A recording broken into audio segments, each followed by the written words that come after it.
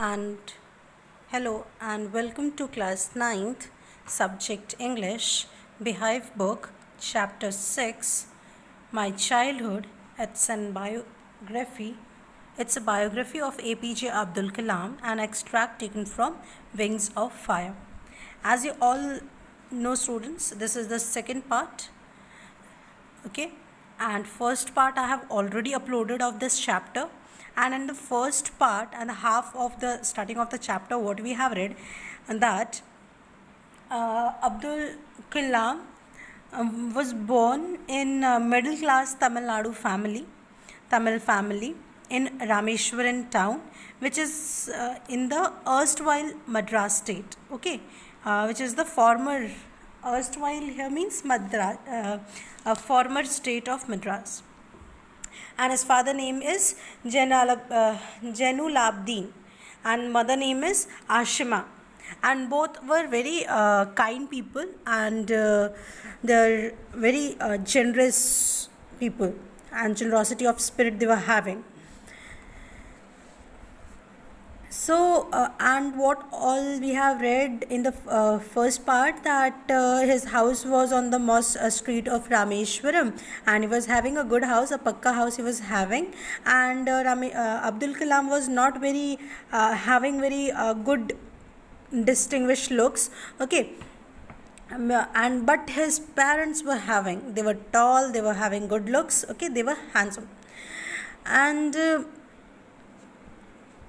Abdul Kalam's childhood was very secure, and materially and emotionally too.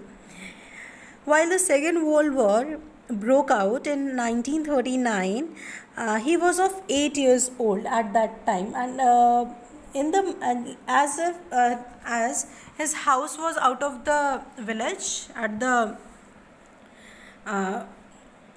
countryside, you can say. Okay, so it was a very less effect of the World War, but at that time in the market the demand of tamarind seeds were increased, and what Abdul Kalam used to do, that he used to sold those tamarind seeds, and whatsoever he get from that princely sum of money what he get from selling all those fetch. Okay, so princely sum of means generous amount he get from selling those, and after that first earning he got from his with the help of his brother, that is Dinamani. Dinamani is the newspaper in which is at that time Rameshwaram is in Rameshwaram at that time. Dinamani is the newspaper which is read by the people. Okay, so his brother, Abdul Kalam's brother-in-law, Jalaluddin would tell him the stories about the war, which he would later attempt to trace in the headlines. Means whatsoever is going to come in the Dinamani newspaper, his brother-in-law Jalaluddin used to tell before only. And after that, what happened? His elder brother Samsuddin used to work in in distributing the newspapers to Rameshwaram. Okay, so what happened? The economy was closed, so borders were sealed. Okay, so that is why what happened? The track of the train was changed. So the train doesn't go to the railway platform of the Rameshwaram. It just pass it on from sideways there only. So what Abdul Kalam used to do, that he cached the newspapers in between the way of Rameshwaram and Dhanuskodi.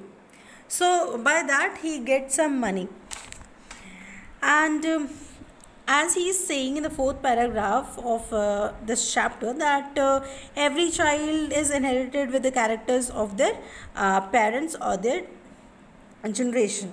From the environment also the people are having. So they were also.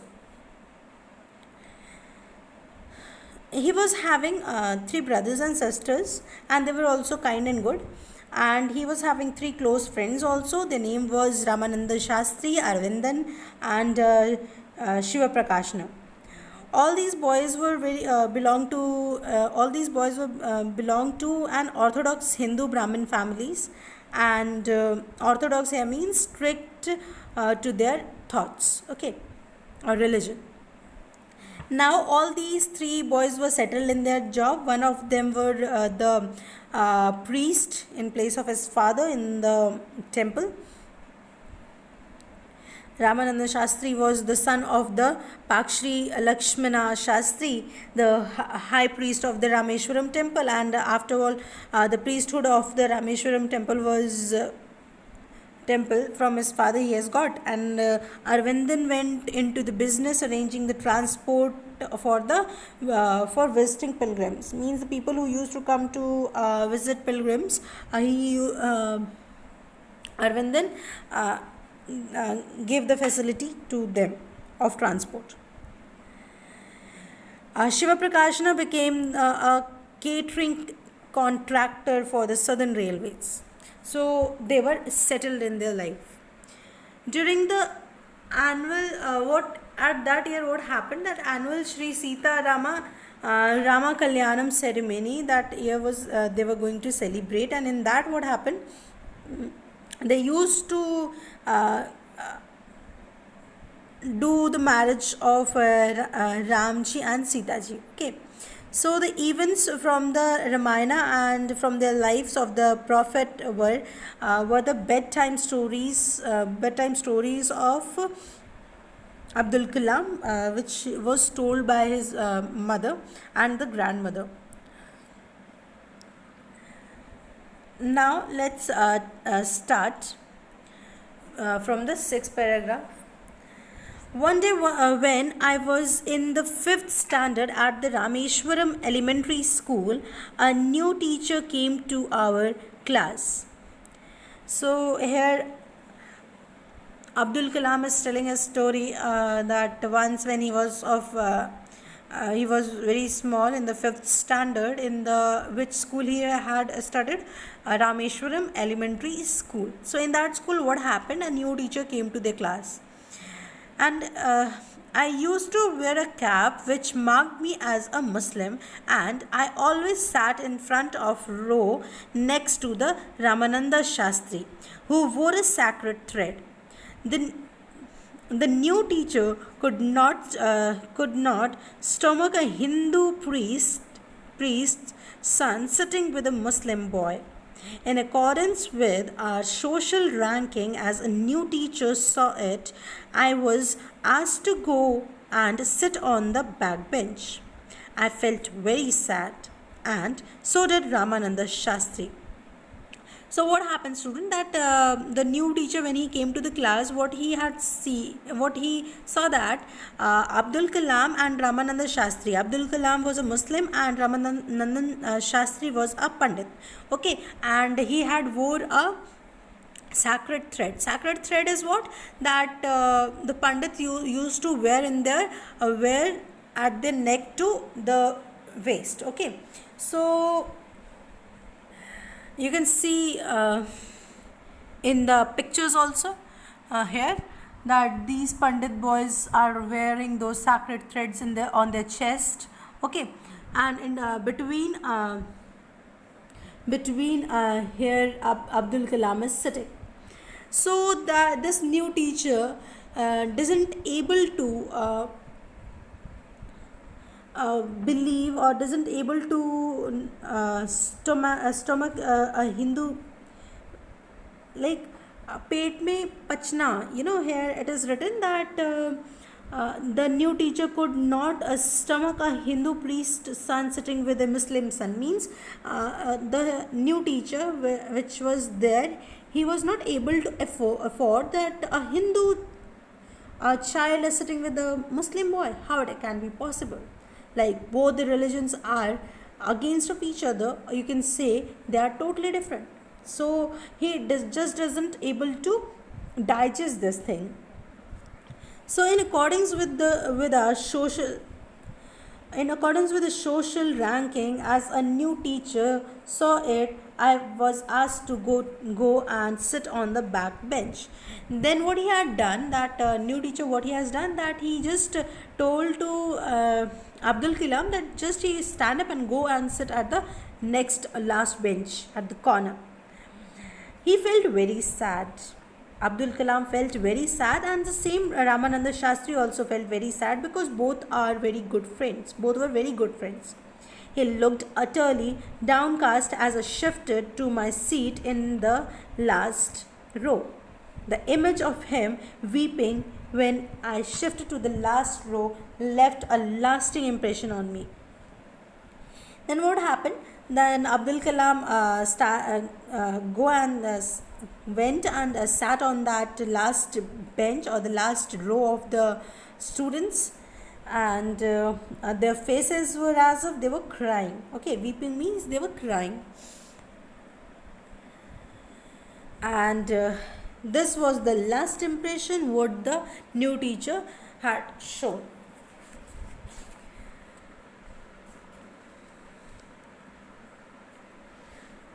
After school, we went home and told our respective parents about the incident. Lakshmana Shastri summoned the teacher and, in our presence, told the teacher that he should not spread the poison of social inequality and communal intolerance in the minds of innocent children. So what happened? When the students like Ramananda Shastri and Abdul Kalam went home back, then they told the whole incident to their parents. And then Lakshman Shastri called that teacher, and in the presence of those students only, he scolded him. Okay, that he should not put in their mind that or he should not spread that poison. Poison here means harmful thing, that is in Hindi zahar. So just don't spread this poison in the society. And the poison of what is poison is what, that the social inequality, भेदभाव धर्म में, they should not spread this. This is communal intolerance, that Lakshmana Shastri will not tolerate all this communal social inequality in his community, in the minds of innocent children. So he should not spread such type of activities or such type of mind frame in the children's mind. They should not build this. He bluntly asked the teacher to either apologize or quit the school and the island. Then what Lakshmana Shastri asked the new teacher to do? He asked to apologize. Apologize means to say sorry to the students that for what the thing he has done, or doing the social inequality. For that he asked to say sorry to the students, rather leave the job and just quit from the school and leave the island also. Not only did the teacher regret his behavior, but the strong sense of conviction Lakshmana Shastri conveyed ultimately reformed this young teacher. Then what happened? By this behavior, the teacher regret that he was very sorry for doing for showing such type of behavior, but the strong sense of conviction Lakshmana Shastri conveyed means a sense, true sense Lakshmana Shastri showed to that person that the new teacher should not do like this, and the teacher was totally changed by that incident. So one change had came. On the whole, the small society of Rameshwaram was very rigid in terms of segregation of different social groups. So, this means that on the whole, the small society of Rameshwaram was very rigid in terms of segregation of different social groups. So, Rameshwaram was the place in which the there was a segregation, means that place was totally divided into different sectors, you can say, or small sections of different groups having different believings or religion. Okay, so however, my science teacher Siva Subramanya Iyer, through an orthodox Brahmin with a very conservative wife, was something of a rebel. He did his best to break social barriers so that people from varying backgrounds could mingle easily. So here Abdul Kalam is telling about his science teacher whose name was Siva Subramaniam Iyer, and he belonged to an orthodox Brahmin family, and so he was, but his wife was little bit conservative wife, she was trying to just break out those rebels or the things whatsoever was going on the name of culture and tradition. Okay, so she had tried best of her to break all those social barriers so that all the peoples live together and share the things easily, wherever, like here it is written that varying backgrounds could mingle easily, means they just get together and have gossips and live their life easily. So this thing his wife want. Whose wife? Subramaniam Iyer's wife, who was the science teacher of Abdul Kalam. Okay, students, so she did her best to break those social barriers, and he used to spend hours with me and would say, who? The science teacher. Okay, used to sit with Abdul Kalam and used to say that he should develop himself so much that he could be able to teach to the people of the big cities and develop himself like those big peoples and equal to them.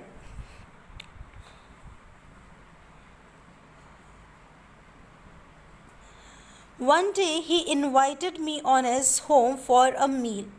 His wife was horrified at the idea of a Muslim boy being invited to dine in her ritually pure kitchen. So what happened that as the science teacher was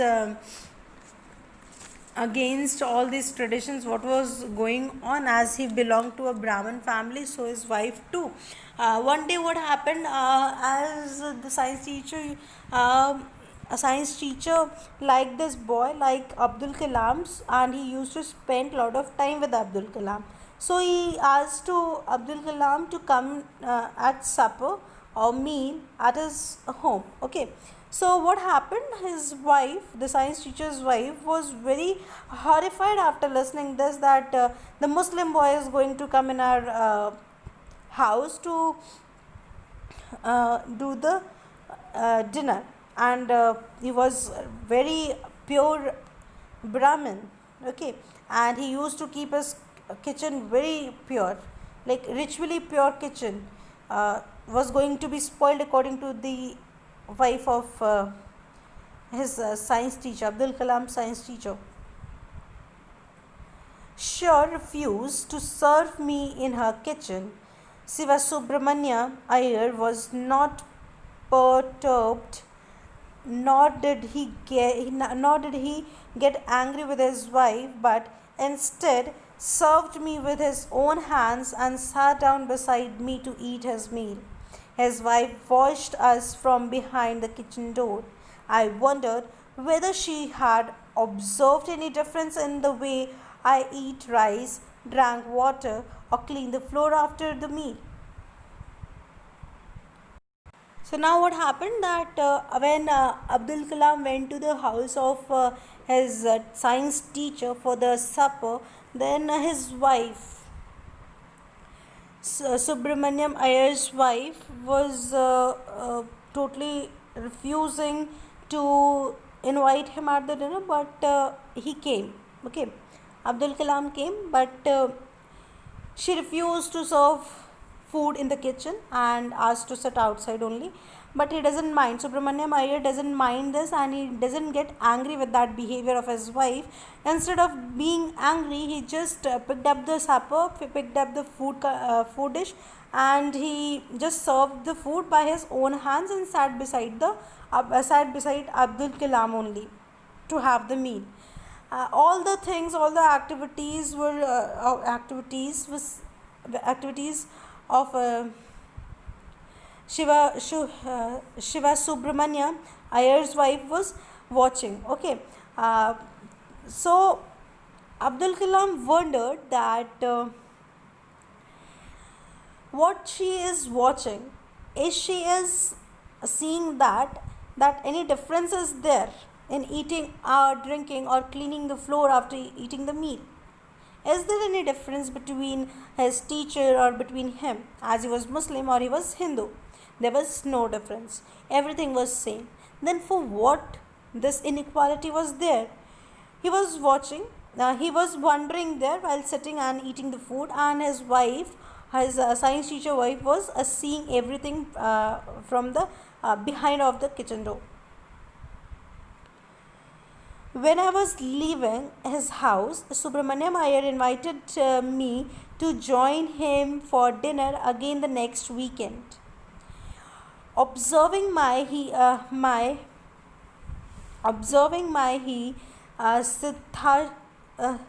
Sithashan, he told me not to get upset, saying, once you decide to change the system, such problems have to be confronted. When I visited his house the next week, Subramaniam Iyer's wife took me inside her kitchen and served me food with her own hands only. So what happened, student, that he doesn't like actually what Subramaniam's wife had done.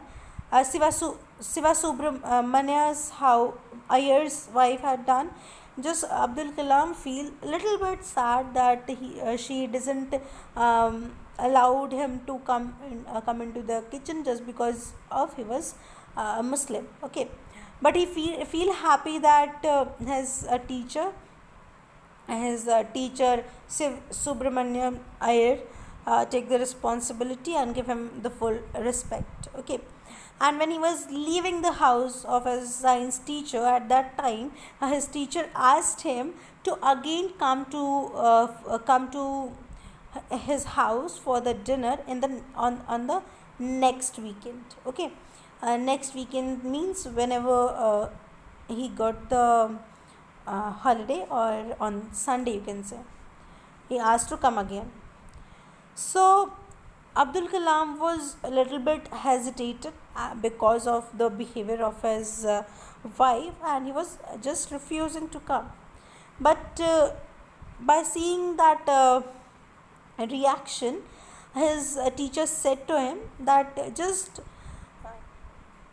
don't be upset, because like he make him understood, teacher make him understood to Abdul Kalam this, that just don't be upset, because if you want to change anything, you have to suffer from that thing. Okay, such problems have to be confronted. Means when you are going to change something, some difficulties will come. It is not easy to change anything which is like in procedure from longer time, and you want that you just change by a second. It can't be happen. Okay, so some problems have to be confronted for changing such type of traditions.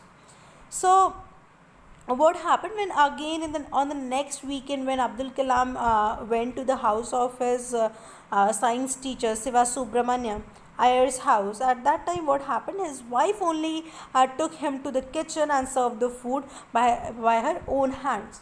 So this was the change what had come in the house of Subramaniam's wife's nature. Then the Second World War was over and India's freedom was imminent. Okay, then what happened? Second World War had came, and was over. Second World War was over, and India's freedom was imminent. Imminent means about to happen. Means India was going to get the freedom. Indians will build their own India, declared Gandhiji. So Gandhiji declared at that time in his speeches that now we are going to get freedom and we will build our own India. They will decide their own rules and regulations or the tradition too. The whole country was filled with an unprecedented optimism. Unprecedented optimism means never done, but means the thing which was not happened from years or centuries, that thing is going to happen. And that thing, optimism here means hope or cheer. They were hoping for that thing, that what is not happened from lot period of time, that thing is going to happen, that they are going to build their own country. I asked my father for permission to leave Rameshwaram and study at the district headquarters in Ramanathapuram. So then what happened after knowing this? Abdul Kalam asked his father, take the permission to leave Rameshwaram and study at the district headquarters of Ramanathapuram. And he went to. He told me as he thinking aloud, Abul, I know you have to go away to grow. Does the seagull not fly across the sun, alone and without a nest? He quoted Khalil Gibran to my hesitant mother. Then what happened? Abdul Kalam mother was not ready to let his son, as he was small, and firstly any child is going outside for the study of his, so mother was not ready. Then his father make him understood by quoting the lines of Khalil Gibran that a seagull is a type of bird. Okay students, so he is saying that a seagull doesn't fly across the sun. It is alone when when it is crossing the sun. Okay, and that seagull doesn't take his nest along with him while he is crossing the sun, means he is going to touch the sky. Okay, so he is not with a nest. So students, this is an comparison, irony you can say, okay, which is done here, that it means if you want to get success, if you want to grow yourself, you have to leave the place where you are. One more example I can give you, students. When you step on the stairs, okay, you have to leave the last stair and go up for the new stair for stepping on. Okay, so this is the rule of the life, that you have to leave something for getting something. And for everything, you're not going to have support at the back. Means without a nest, a seagull flight means that Abul have to if he wants to do good, he have to leave his nest. Nest means his house, his parents' support, and then he will upgrade himself, then only he can grow himself. Okay, so this thing was made understood to Siddhant's mother. Your children are not your children. They are the sons and daughters of life's longing for itself. They come through you, but not from you. Very important and very effective line, students. I should appreciate this line, that Agarjan is having such type of thinking, that they are the sons and daughters of life longing for itself. Means he is agreed that they are the son and daughter, means they are the siblings of their parents. Okay, But it doesn't mean that the child should do that only what the parents are saying. Okay, don't take it negatively. I'm not just explaining you the such type of things, students. It just take like that, that parents should understand this thing, that they are not they should not be orthodox. They should understand one thing, that rather they are the children of them. Students should uh, listen to the words what the parents used to say, but it doesn't mean that anything the parents will say and the same thing the students will do, because they should understand the statement that they came through them, through you, means the children had came through their parents, but it doesn't mean that they had came from them. Okay, they were grown by themselves.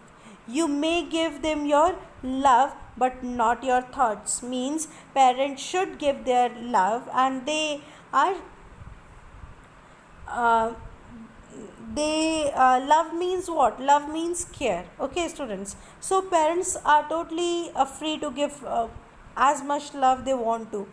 Okay, and but they can't give their thoughts, means students or the children are having their own thinking and own thinking, and doing qualities or understanding qualities. Parents cannot give their own thoughts or understanding thoughts to their siblings. So this is their own freedom to think and to do. Okay, parents should not become that they are not having the inferiority complex, that I have said, then why the child has not done this, because the child is having their own thinking, so they have to understand that thing, that the child is having their own thinking.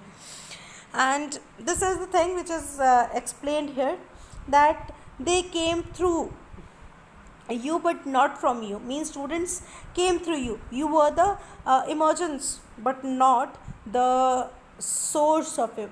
Like they are the source of emergence, but they are not the person from there, where the child has established. Okay, the child has established himself by his own hard work. Okay, so this is the thing, the parents are free to give love to their children but not free to give their thoughts, because the students or the children are having their own thoughts, for they have their own thoughts. Okay, so this is the end of the story. What we have got to know in this chapter, that how Abdul Kalam spent his childhood, and how he earned his first earning, what the thing he has faced at his childhood, that how the social inequality take place in his childhood, and after all he was grown and take his studies to the Ramanantha. And India got freedom at that time when he was in the uh, school time, school period. So this much we learned from this chapter, and I hope you have understood. Some questions are there. Where was the Abdul Kalam's house? You all know in the first para of the chapter it is given there. What do you think Dinamani is the name of? Dinamani is the name of a newspaper. Give a reason for your answer. So it is written in the second, it is written in the which paragraph? In the third paragraph, sixth line. So I hope question answers are easy, students. You will be able to do. If any doubt is there, you can ask to me from comment box. Okay, thank you very much.